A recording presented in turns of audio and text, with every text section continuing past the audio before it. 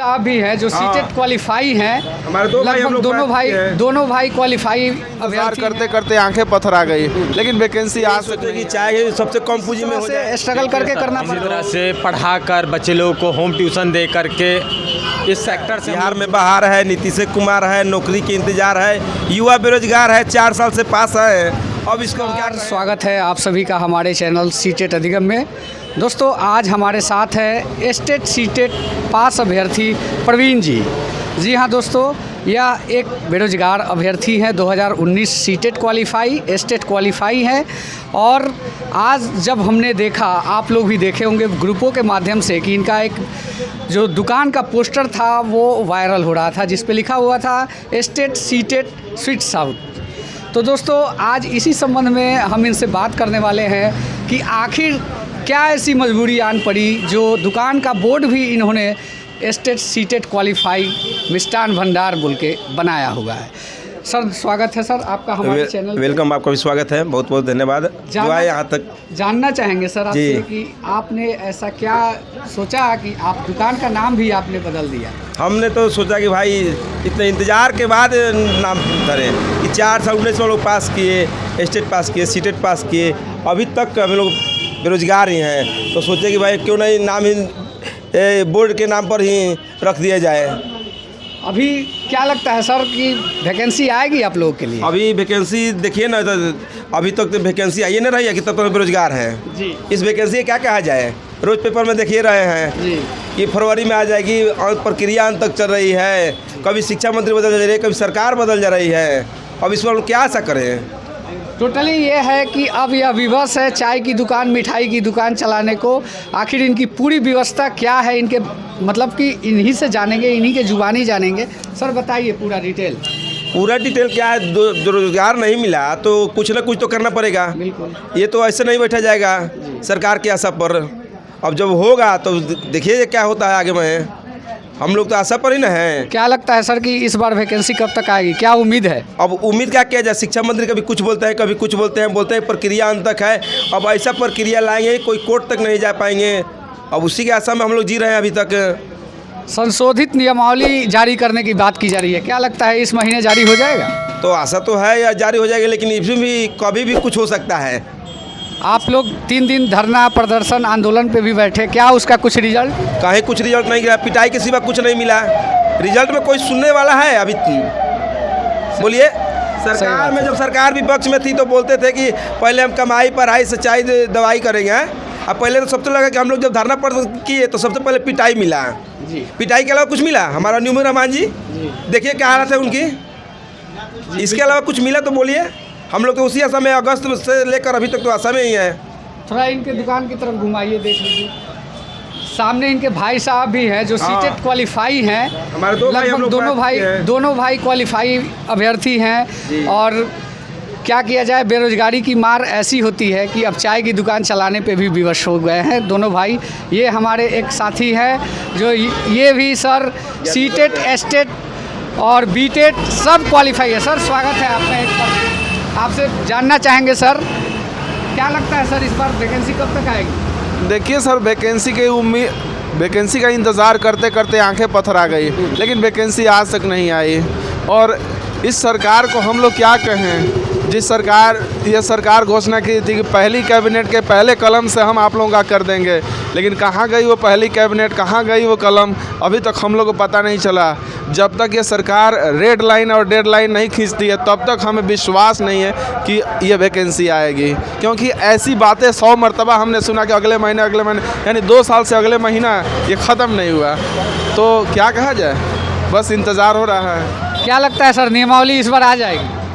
सरकार की जैसा कि स्टेटमेंट पेपर में पढ़ने को मिल रहा है, उम्मीद तो है कि आ जाना चाहिए, लेकिन सर्टेनली नहीं, पूरा यकीन के साथ नहीं कह सकते हैं। क्योंकि ये सरकार का विश्वासी सरकार नहीं है, हम लोग के लिए खास करके हम लोग के विश्वासों पर खड़ा नहीं उतरी है। तो ऐसे हम लोग क्या कह सकते हैं, बस इंतज़ार कर रहे हैं।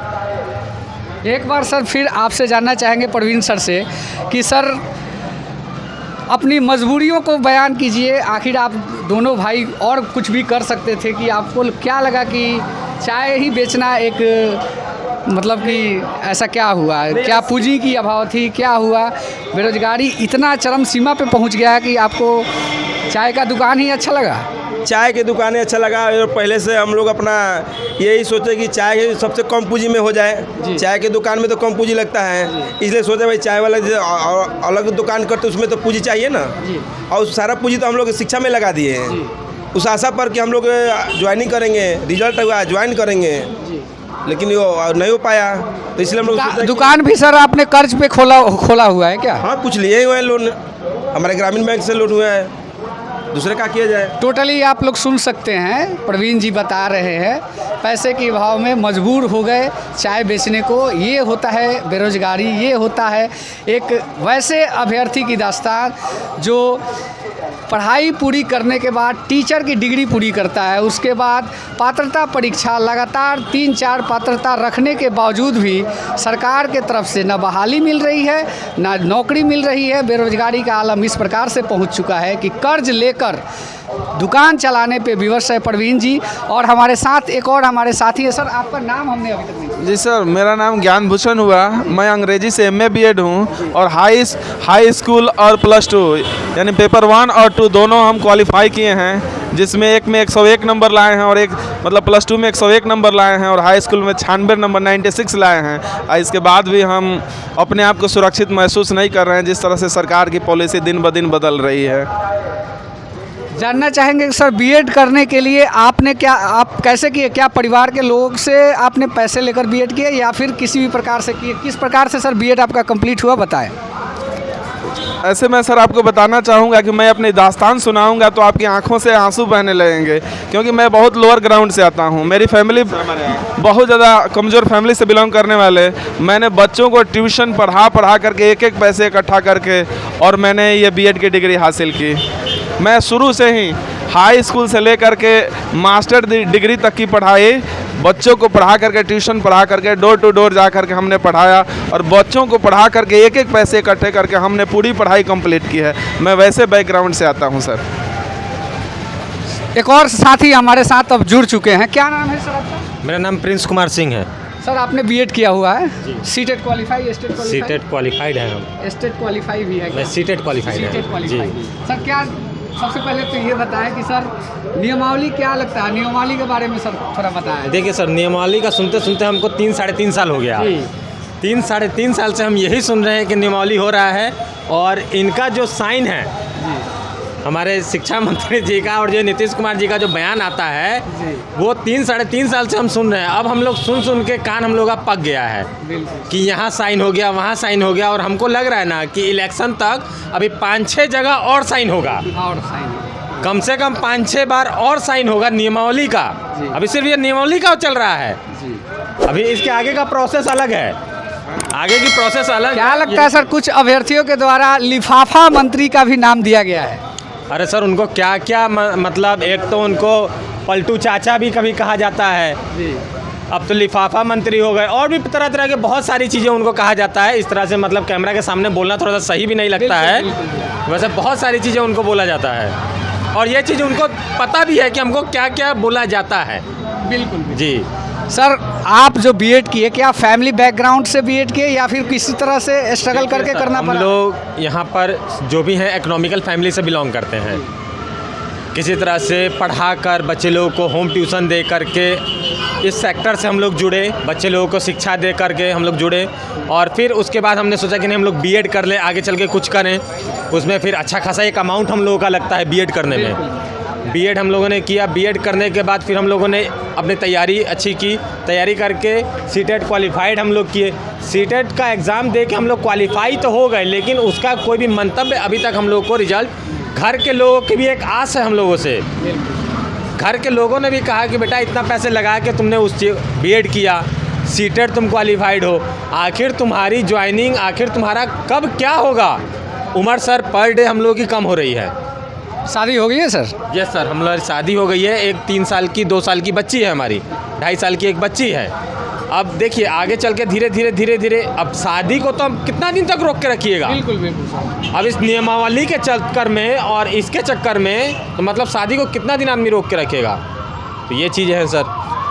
तो अभी आप लोगों ने देखा कि जो भी हमारे साथ शिक्षक साथी जुड़े हुए हैं, सभी लोग लगभग किसी न किसी समस्या से जुड़कर एक ऐसे संघर्ष को मतलब कि पूरी मुश्किलों का सामना करके आगे निकले, यह सोचकर, यह उम्मीद लगाकर कि अब सरकार जो है हम लोगों को नौकरी देगी, रोज़गार देगी, हमारी जीवन जो है खुशहाल पूर्वक कटेगी। लेकिन अभी तक ना नियमावली का पता है, नौकरी तो दूर की बात रही, नियमावली के भरोसे सरकार इनको रात दिन बरगला रही है।